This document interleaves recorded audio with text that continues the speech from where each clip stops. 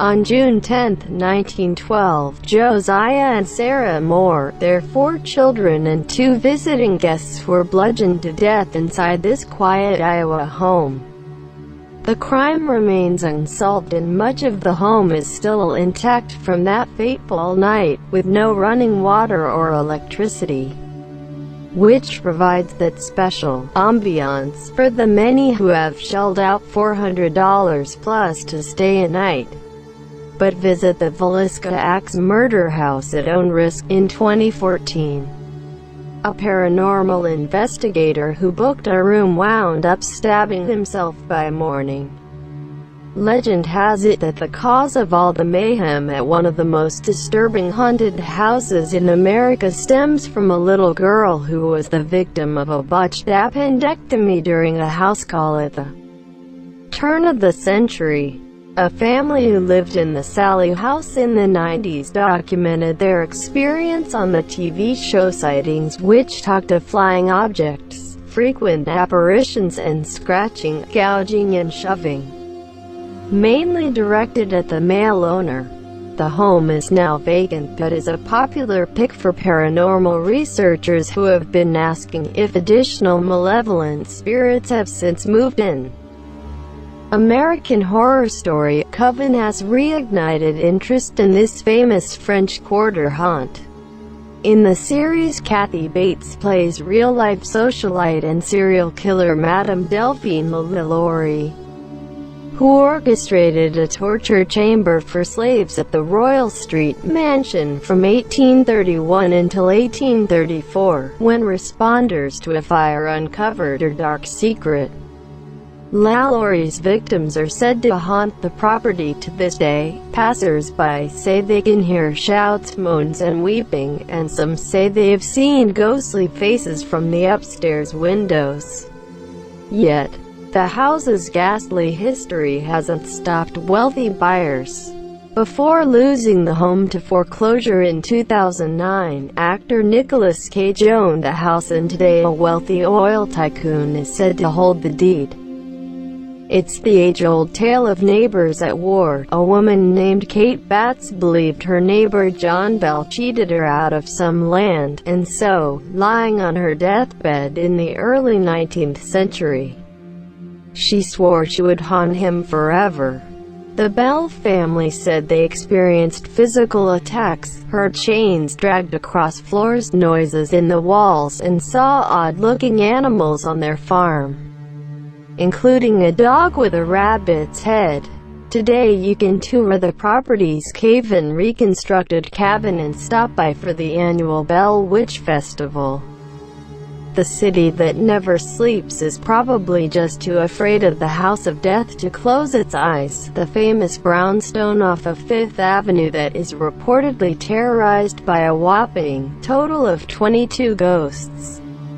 The most famous is writer Mark Twain, who lived here from 1900 to 1901. The most heartbreaking is the 6-year-old girl beaten to death by her father, criminal prosecutor Joel Steinberg, in 1987.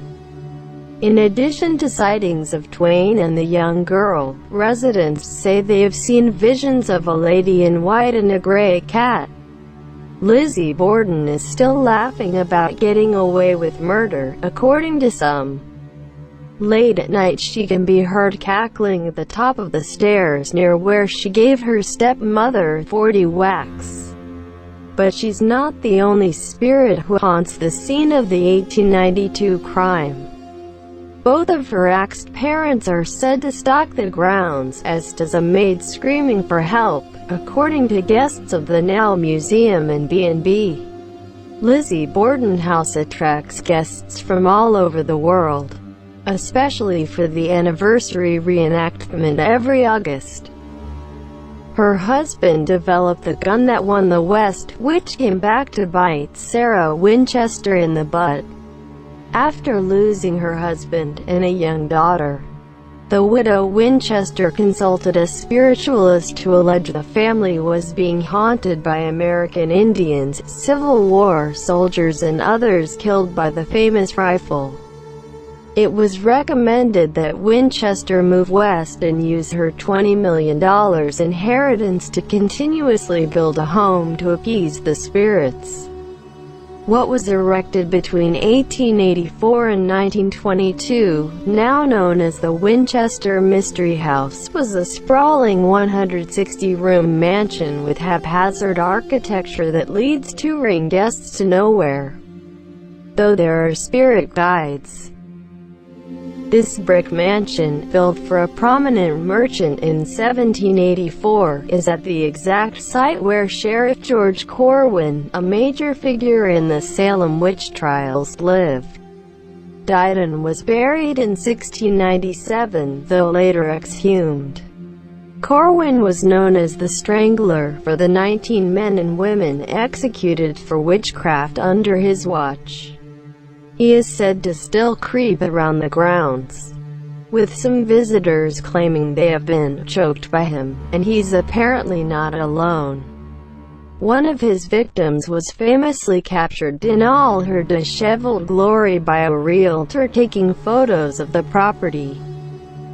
Even all the beer in the world won't necessarily lead to happiness. Case in point, the Lemp family, purveyors of Lemp Brewing Company, a stalwart in St. Louis before Prohibition hit. 4 members of the family killed themselves between 1904 and 1949, 3 of them inside the 33-room Victorian mansion where they allegedly still reside, haunting guests of the converted restaurant and inn. It has been listed by Travel Channel as one of the most terrifying real haunted houses in America.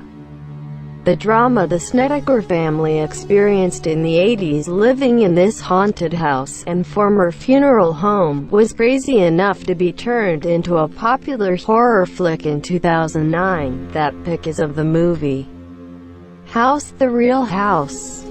A private residence remains shrouded in mystery.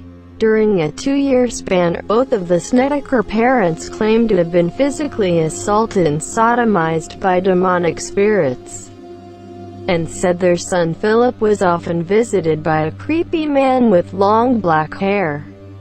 A new family claims the home is spirit-free and normal, except for the routine drive-bys, which have often forced police to add backup patrols. Goths love to picnic in the backyard here, and several major news publications have written about the hauntings experienced by trespassers to this mysterious murder house. In 1959, Drive. Harold Perelson beat his wife to death with a hammer in the mansion, severely wounded his daughter, and then drank a glass of acid to off himself. The Enriquez family bought the dilapidated structure at auction years ago and used it only for storage purposes. In the spring of 2016, the house was finally cleared of the clutter, much of it dating back to the mid-20th century, and put up for auction, but that hasn't culled locals' interest in it. On Cleveland's Franklin Boulevard, locals still whisper rumors about the original owner of the 20-room plus 19th-century dwelling. In just a few short years in the 1890s, the mansion became the place of death of 4 of Hannes Tiedeman's adolescent children and his wife, though Tiedemann was never found guilty of any wrongdoing.